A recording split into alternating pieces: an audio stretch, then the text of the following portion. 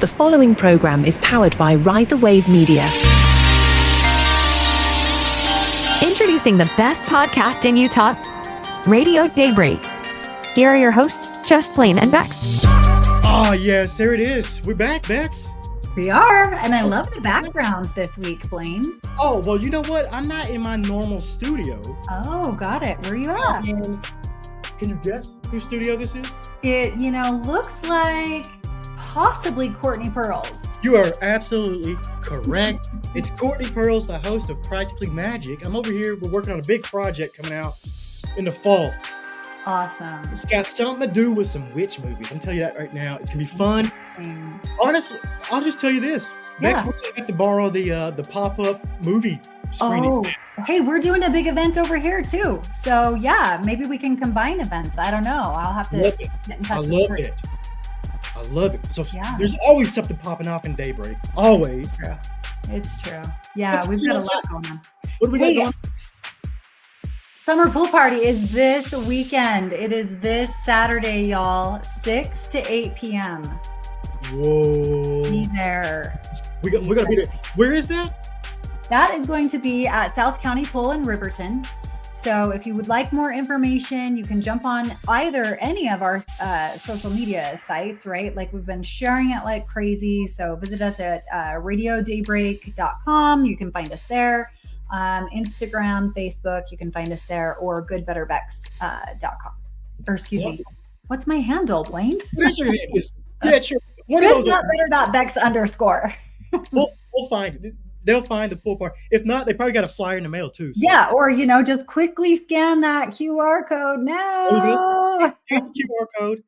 Sign up, get your tickets. It's free. The tickets are free. You just got to register to make sure we get a head count. That's right, because we're having food trucks. Food trucks out there. What else? We got the DBC, the Daybreak Business Community. Yes. Is where we also met our wonderful guest coming up today, Kate Kendrick. I can't wait to get to her. I know, she's so interesting. Oh my goodness. Like, it's wild. Everybody I've talked to, and I said, we're going to interview Kate Kendrick. They're like, oh, she's and they'll fill in a blank, and it's a different blank. And it's always different. Yes, exactly. Before we get to her, Cambria Davis, the Daybreak's astrologer, is doing an incredible workshop for the DBC Thursday. Yes. Yep. It's going to be incredible. Get out there to that. You got to see that. These things are incredible for all the business owners around. If you want to sign up for one of these workshops, let us know that too. Yes. And Blaine, shout out where that's going to be held. Novel by Crescent Communities. Novel Daybreak by Crescent Communities. You got it. Right there on Lake Run Road. Yep. Novel Apartments. She's amazing, you guys. You don't want to miss this. Thursday evening. Is there anything else before we can get to this exciting guest? Oh, I don't think so. I think that's all I have. Anything you can think of? No, I don't think so. Kate Kendrick. Hello. Hey, Kate. Welcome. Kendrick, like Kendrick Lamar. Like Kendrick Lamar has nothing to do with him. No? No. I got to tell you guys this. I got to start off with this because I do have some insider information in the Kendrick Lamar camp. For anybody out there that's been watching the rat beef, it might be over, but I don't know. It may not. I've been talking to a couple people over there. But anyway, that's not what we're here for. We're not here for Kendrick Lamar. We're here for Kate Kendrick. Thank you. That's right. Welcome. Seriously. Thanks for having me. You walked into a DBC meeting a couple months back, and bubbly, personable, and literally didn't know what the hell she was doing. Absolutely. I'm right? Like yeah. Well, I got a chance to meet King Benjamin, Ben Brown. I met him at a comedy show, and he was also working at the coffee shop here in Daybreak, and I got to know him a little bit, and kind of our stories are kind of parallel.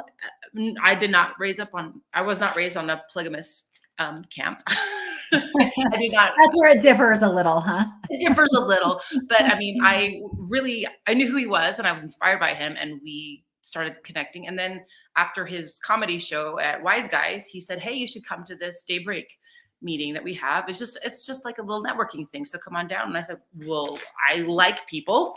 I like getting to know new people, and I love Daybreak. I walk around the lake pretty much every day. I love it." So it turned out to be a really good choice. Oh my God. Now remember, that's the lake. That's how you say it. That's how you say it? Yeah, for sure. Lake. Ochre. Yeah, that's his Ochre Ochre Lake. Yeah. Ochre. I didn't know. Yeah. I learned something new. Thank you for There you go. educating There you me go. today. I do too every time he repeats it. But that's so Um, so. It sounds like you were going through some sort of change or something. Is oh well, right there was a change. We had Right the there was light. a change in my lighting. It's the deciding not to be lighting. so you can What still was see Yeah. what it. was Yeah. Well, the story kind of goes where last year I turned 45 years old, and for Mhm. my birthday, I got a sweet midlife crisis.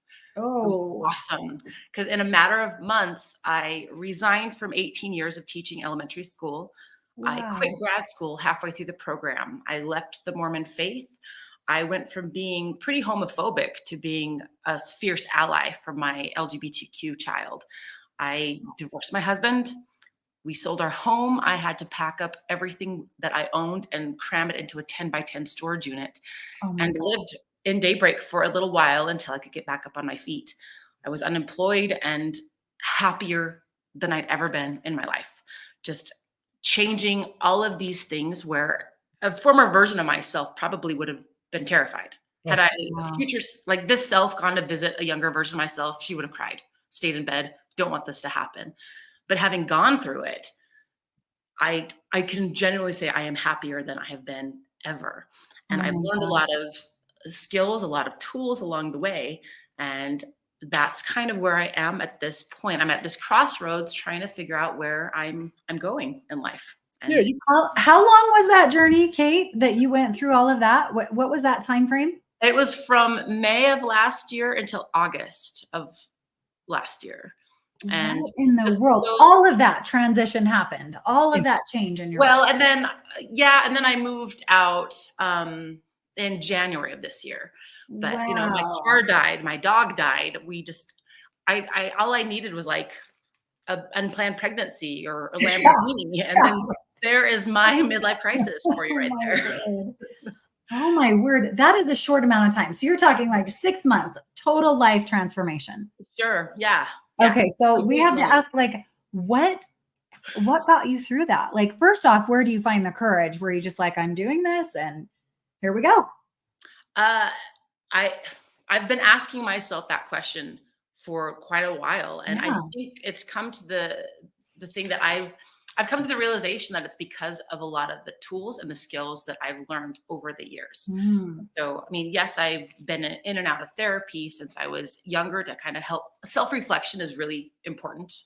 mhm. Being able to look at oneself and to be self-awareness is huge, and recognizing that I need to work on some stuff. Mm, So understanding what I had control over and what I didn't have control over was huge. Making yeah. that distinction rather than focusing on like all of these things that are happening are outside my control. Rather than focusing on them, I focused on, all right, these are the steps that I can take, and these are the things I can do. I also made sure that community was mm, huge. And it was very important for me to reach out and find people to support me through this. And it was remarkable what I was able to find because I genuinely don't think we can't do anything in our lives on our own. I mean, Mhm. yes, even the best, most self-made people could not get where they are today, had it not been for the help of other people.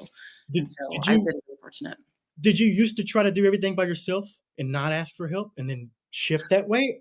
Oh, Yeah, sure, sure. I yeah, think a lot of us do. I yeah. think our pride, our ego kind of gets in the way, and we're like, oh, yeah, look at me. I can do everything on my own. But if we're really truthful and honest in who we are, we're social creatures. Humans are social Mhm. creatures. We can't do things on our own. We need other people. And Well, I'm see, extroverted. I'm an ENFP. I'm very, very extroverted.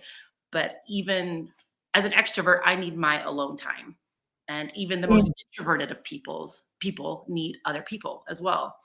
So Yeah. you called it a midlife crisis. I don't think it's midlife crisis though, Kate. I think it's your experiences and your skill sets coming together with age and it's wisdom coming out. I don't think midlife crisis or what people think they are. I think it's the wisdom and I think it's other stuff that you want to get out there and make the changes. And if you're not happy, then guess what?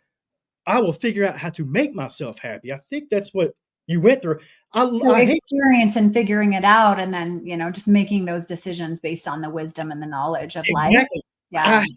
I hate the term midlife crisis.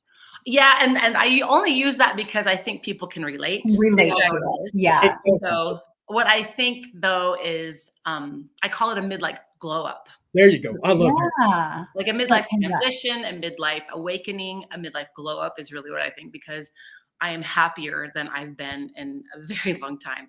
So, in fact, there's another friend of mine that I met here who lives in Daybreak, and she and I connected as she knew my husband through work, and we had met once, maybe like 4 or 5 years ago, and then we went out for coffee a little while ago, and she said, you look like 15 years younger than you did when you met Wow. me 5 years ago, because I have had this awakening and this awareness and this ability to be authentically myself. Yeah. So if you want to hear a little bit about the story, it's very, very complicated, but if you've got some time, I'll share some of that. It started last year when my husband at the time made this unilateral decision to move out of state to the Pacific Northwest. And I said, that's really cool. It was a second marriage for us. And he had kids from his first marriage. I have one from my first marriage. And I said, that's really cool on your part, because your youngest is just graduating from high school. And that's great for you. But my youngest, my only child, has 2 more years of high school. Could you wait 2 years Mm. to move? And he said, no, I feel called and inspired that I need to do this now. And he said, but and my 16-year-old is Theo. He said, Theo's gonna want to move with us. And I said, Theo, do you want to move with us? And they said, no, I don't want to move.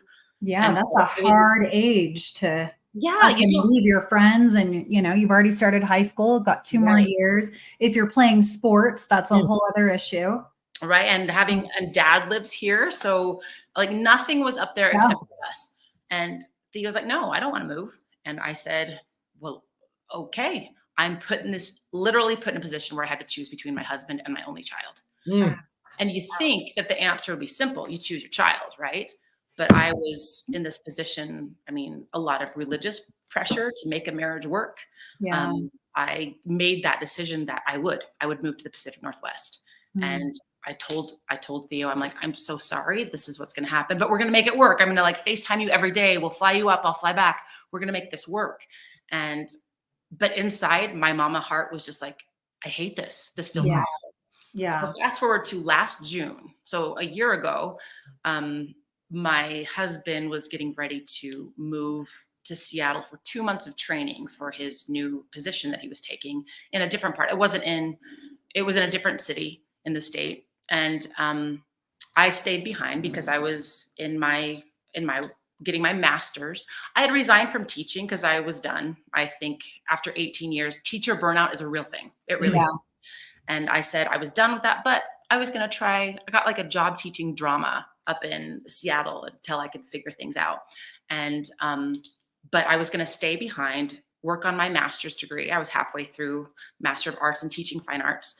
And I was going to make sure the house sold. I was going to make sure that things got packed up. And then I would join my husband in Seattle after Labor Day. Well, while he's gone, I have just a huge weight on my shoulders, just thinking about all of these questions that I had in my faith, and thinking how it wasn't fair that I was put in this position to have to choose between one family member and another. It just did not seem fair. And but I had other questions and things. And Theo is transgender. And I was also pretty closed-minded at the time. I was like, no, that's not right. I'm your mom. I know better. I'm smarter than you. You listen to your parents, that was problematic. And a lot of this weight was weighing on me until finally at the end of July, I questioned everything and started reading, and I did a deep dive and realized that my faith did not align with my beliefs anymore. And I said, I'm done. I'm leaving this. And I called up my husband and let him know, because I think that was important for him to know this part, because your faith is a big huge. Yeah. Right. And I called him up and I said, I don't believe I'm leaving the faith. And he said, how could you do this without letting me know? Mm. I'm letting you know now, and it's my faith, not yours. Mhm. You can believe whatever you want. But it was, we had a conversation and ultimately decided that we couldn't stay married. He asked if Wow. we could do a mixed faith marriage, and I said, no, we can't do a mixed faith marriage, because a mixed faith marriage has to be based on a solid foundation. And you put me in a position where I had to choose between you and my only child. That is Mm. not a solid foundation. And so we divorced. Wow. We finished. But before that happened, I had the month of August to pack up everything I owned and deconstruct my faith and file for a divorce and deal with some really big challenges in my life. Yeah. I make sure that I was okay. And as I was a school teacher and now had to change everything, I can't go to Seattle anymore. I had to call them up, the job that I had, and I said, I'm sorry, I'm not coming anymore. I'm staying here for my child, at Mm. least until they graduate from high school. And during all of this, and we had no money. I had no place to live. I was just in a very frantic state of mind, but at the same time, so much peace. I would wake up each morning saying, like, how am I doing so well? Mm. How am Yeah. I doing as well as I'm doing? Because I should be freaking out, but I'm doing awesome right now. And I was able to You're like, liberation. I'm free from all of this heaviness. What was it? What was it? It was you were free because you didn't have God anymore. You didn't have, you know what I mean? Like it was just you, right? right. Or maybe she did, just in a different sense, in a In a different different sense, and I'm still figuring that out. Yeah. So what I did, my birthday was the 1st of August, the first week of August. August 3rd is my birthday. I made the decision to leave the church on the 23rd. My husband and I decided to divorce on the 30th. And then August 3rd was my birthday. And I said, for my birthday, I'm giving myself the gift of authenticity, permission to be myself. And so I did a big, long Facebook post to everybody in the world that I knew saying, hey, world, it's my birthday. And here's some stuff I want to share about who I am at this age. I'm not moving to Seattle after all, because everybody knew I was making plans. So I'm not moving because my husband and I are no longer we're not going to stay married. Secondly, I think it's important for you to know that I'm leaving the faith, and you can believe what you want to believe. I'm not going to try to press you to believe anything different. Yeah. But I think it's important for you to know, because I was very stalwart before, and now I'm a different person. Then I need a job. Network with, who do you know? How can you help me? I can't get a teaching job right now because I'm packing up my life. I don't have time to go set up a classroom and start a school year. I mean, that's stressful. I am barely surviving here, and I need a place to live. Wow. And I made this post, and I was very true and authentic. Who do you know? Who could help? And a friend of mine said, come and stay with me. And I lived in a basement apartment for about 4 months as I was recovering from these major life changes, trying to find work. I was substitute teaching. I took a job just at an elementary school here close to Daybreak. And I was in the first part of January, and I worked that job for 7 weeks, but my mental health was on a gradual decline. I couldn't do it. I just couldn't.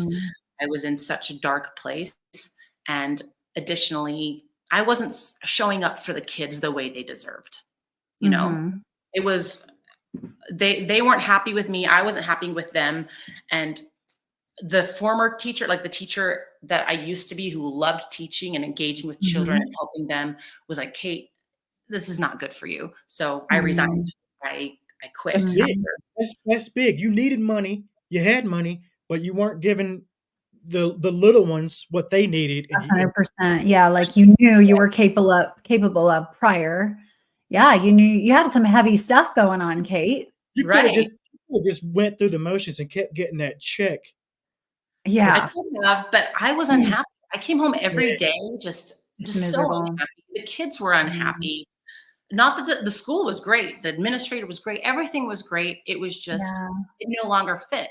And so when I look at some of these changes in my life, I liken it to like a snake shedding its skin. These were parts of my life that fit me once upon a time. teaching used to fit me. Being a member of this religion used to fit me. Being in this marriage used to fit me. No longer fits me. And so I had to shed that skin. And what I was trying to do with this teaching position was trying to cram that skin back on me. Fit, dang it, fit. And it didn't. And I learned the hard way that was a problem. So fortunately, I'm not destitute. When we sold the house, I got a larger percentage of the equity of the home because we rolled the alimony into my. We rolled it into the sale of the house. Yeah. So I've had that to work with. I've had great opportunities to just get to know, get a chance to. I mean, I'm working different jobs here and there. I substitute taught. I taught. I then got a job as a studio teacher, which is really cool. And so tell us about that. Yeah, I think that you have another kind of fun little job that you picked up, right? Right. So the other job I took as a studio teacher, it happened last fall. And this is where social media can be a great tool.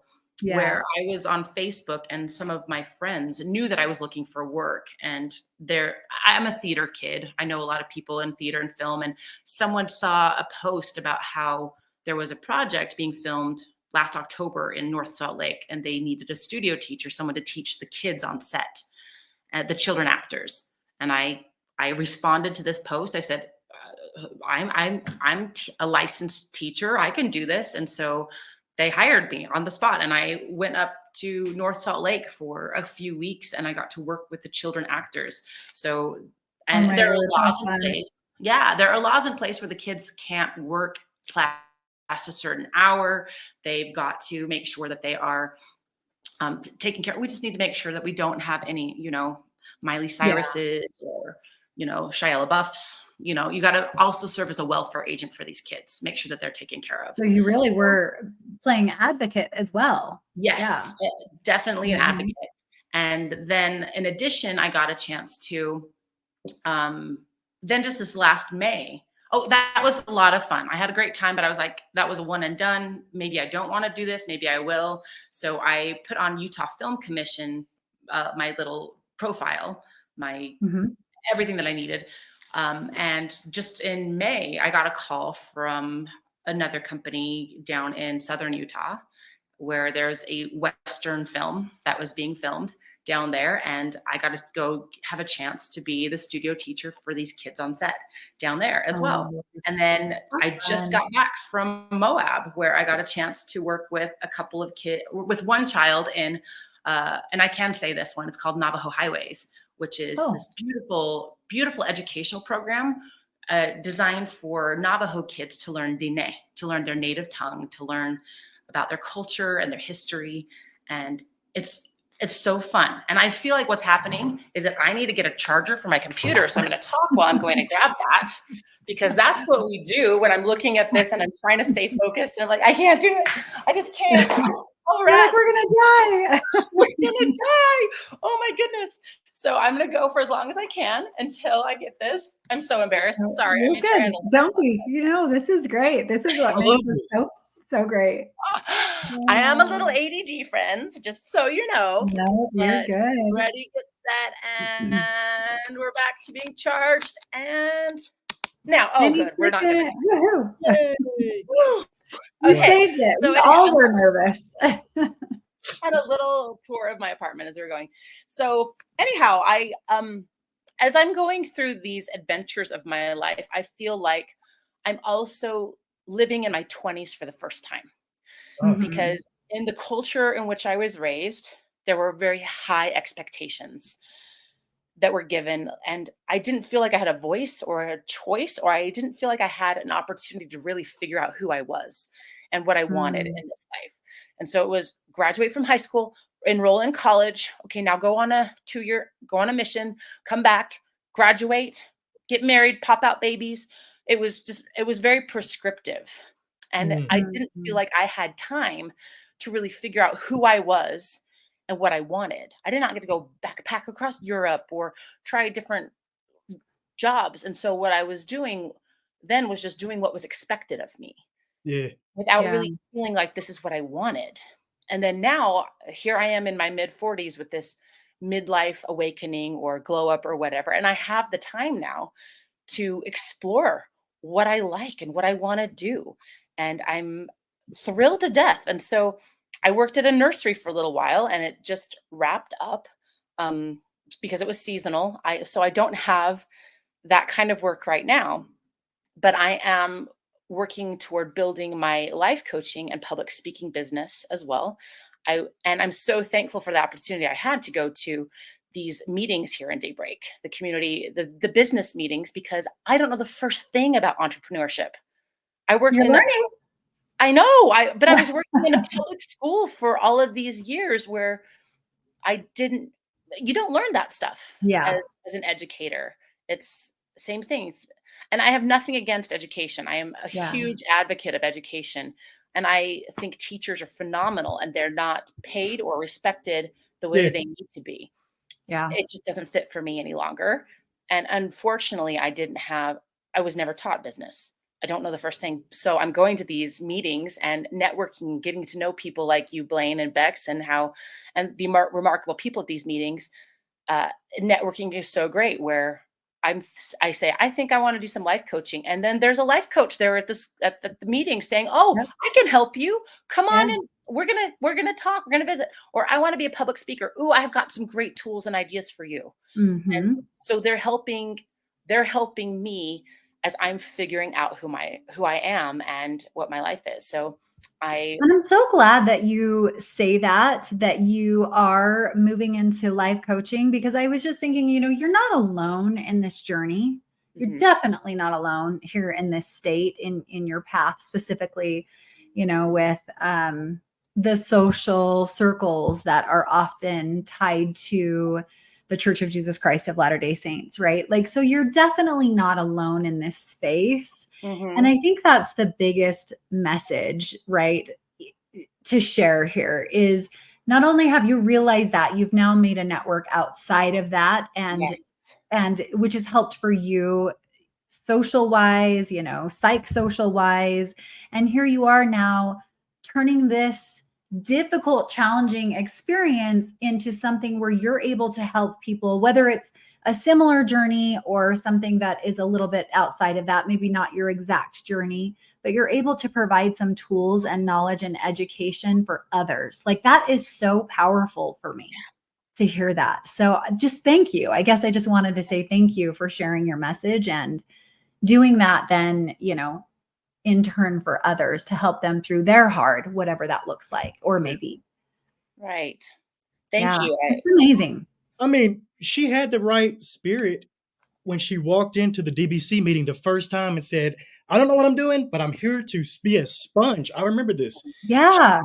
And that's what she's been doing. And that's really what an entrepreneur's spirit really is. It's just to soak it in, soak it in. And you're doing that. You've opened your mind up. You've got rid of some of those chains. You said you were homophobic at one point, and then now you've got a transgender child. You had the flag behind you in the background. That's going to open up new opportunities. Am I right? Yeah. In fact, speaking of, I started a TikTok channel when I was going through this whole thing. I mean, I had a friend who was doing TikTok and she knew of my life changes and she said, Kate, why don't you start this to kind of document your journey?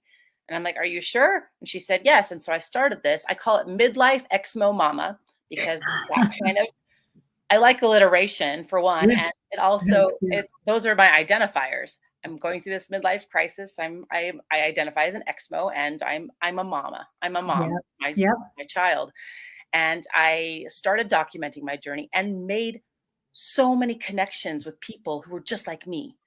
And I didn't feel alone. And I've been actually able to meet people that I met on TikTok in person.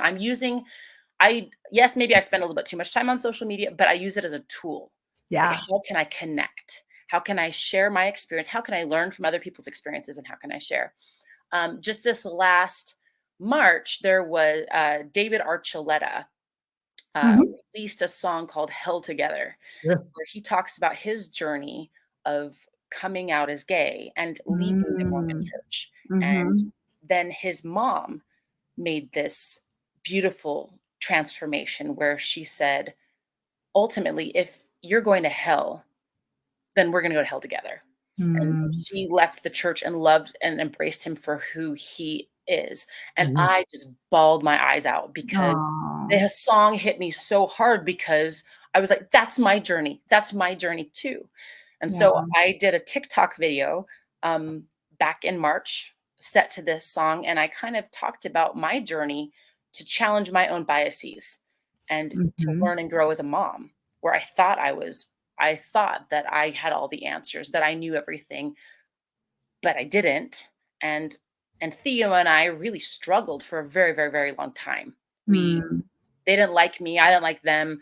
We had this really awful relationship, but it was after I did the work where Hmm. I looked inward. I held up that mirror and said, "What can I do to change? What can I do to change? I can't change my child. No, you can Not love your child I can love my I but at the time and I accept your child. Yeah. couldn't because of these Yeah. biases that I Yeah. had. Right. Right. Things Yeah. that just blocked me. So I had to do the work. I did about a year and a half of studying and Mm. listening to podcasts and reading the literature, talking to other parents with LGBTQ youth. And one day, it was last year in March. Theo was in a play at the Pioneer Theater Company, and everyone in the cast and the crew used their pronouns they them, and I hadn't until that point. And they used those pronouns, and I saw the difference it made in Theo. Oh, I saw like how they lit up, how they felt loved, how they felt validated. They felt more loved and validated by complete strangers than they did by their own mom. Yeah. And wow. that killed me inside. And I said, you know what? Yeah. I'm wrong. I'm wrong. And that very day, I said, you know what, Theo? And Theo is not the name they went by at the time. That's also a new transition we're going through. But I said, you know what? I I'm going to start using your pronouns because I was wrong. And Wow. I need to love you, and our relationship is now better than it's ever been. So Mm. I made this TikTok video about my journey, and Good Morning America found this TikTok video, and they invited me and Theo to come be on this show this week. Blaine literally just flew off his chair, fell off his chair, whatever I'm trying to say. What? Yes. Yeah. So we get a chance to go and share our journey and share our experience because this is something that I think other parents need to hear. Yeah. I think they need to Yeah. hear that if you have a child that has come out as LGBTQ, you can't control that. You can't. What you can do, parents, is you can challenge your beliefs. You can challenge those things that really put a wedge between you and your child. But I also want to have a message for those LGBTQ kids. It's give your parents the space to learn and grow because Mm. they've got a lifetime of unlearning to do. Mm. It's like they've been raised with societal expectations, with indoctrination, with whatever, that parents have been exposed to these things. And it's not like you click on a light, one day you're homophobic and the next day, oh, Yeah. I'm going to the pride parade with you. It's not Mhm. like that at all. It's you for those LGBTQ youth is you need to give your parents space to learn and to grow. But at the same time, you need to advocate for yourself. Yeah. You can't just allow them to treat you poorly. You can't allow yourself to be abused or belittled or whatever. And sometimes those boundaries come at a cost. Sometimes you lose relationships with people until they're willing to respect you and your boundaries. Mhm. I think So, I think not just LGBTQ parents, but all parents, all all people parents. need to hear Yeah. this because it's not just educating the people who are in the thick of it. Let's educate everybody, even if they're this far removed from the rainbow flag. Educate them on why, on what, on all of it, and I think that would help a lot of this I love what you said. out there. Yeah. Yeah, I love what you said. And as you were speaking, I'm like, well, maybe that's something within our DBC network too. We could talk about as an admin and get more information from you, Kate, regarding the support groups. Because I think a lot of parents having the foundation whether it's here in the state of Utah and, you know, the predominant background here or elsewhere. I think that this is a struggle for them on the what to do, what to say, how to interact, how to, you know, and so I think hearing those experiences through other parents as well, how did we get through to our child and break through conversations where we can mend that relationship because we've said something stupid or we've, you know, done something that we're just ingrained with, you know, our blinders on and we didn't mean to be hurtful, but it happened. And, you know, still those to save those relationships. So we'd love to get more information. Maybe that's something we look at, Blaine. Yeah, Absolutely. But it's been so great and insightful just hearing from you. Every time you talk, I'm just like, oh, she's so inspiring. Hey, where can we find, Yeah. get in touch? Like if people are listening right now and they want to talk to you or want something, some inspiration, want you to be a coach for them or speak to them, how do they get in touch with Where do we find you? That's a good question. I've actually, I'm still in the process of building. I tell people all the time, I'm a work in progress. I don't That's have okay. anything. You can find me on Facebook. My profile, Kate Kendrick, is public. You could reach out to me that way. I've got my TikTok channel, which is Midlife Exmo Mama. And I am in the process of putting together a website, which I will be launching this next month. And Awesome. I'm going to be talking about life coaching, public speaking opportunities to be, it's TikTok is it's Midlife Exmo Mama. Oh yeah, let's get it right. Let's get it right here. We got that first M in there to make it triple. Love it. That's where you can find me for now. I'm in the process of building things and I'm grateful. Thank you so much for having me on for this chance to share and to let you know how incredibly grateful I am for the tools and the resources you've provided as the Daybreak business community for me, and for giving me space to learn and to grow. Oh, yes. Yes, that's what we're all about. Because at first I was a little nervous walking in, like all of these people have their businesses, they've got everything under their belts, they know what they're doing. And I don't, but you're like, we don't know. We don't know better, Blaine. We're just laughing over here because we're all at different places, right? Different places, but we're happy to help each other. That's the biggest thing. We're happy to help each other. Kate, thank you so much for jumping on with us. Yeah. Midlife Exmo Mama at TikTok, Kate Kendrick on Facebook. And the website will be coming up. I will let you know the name of my coaching business because I was really big into social emotional learning and growth for students, SEL. It's kind of a bad name for certain people, but it's life-changing. It changed my life. So my business is called Social Emotional Learning for Grown-Ass Adults. I love it. Love it. Because we need to learn the same skills that are being taught to our kids in school. 100%. So great having you on the show. Thank you again, Kate. Hey, thanks so much, you too. I appreciate it. Get out of here right now, but I got to tell people real quick that you're going to be hearing a lot more from Kate Kendrick in the future. That's a little seed. You see that? We've planted a seed, Kate. You're going to hear a lot more from her. I promise you that. Thank you, guys. We'll see everybody here next week. Hey, thanks so much, everybody. Bye.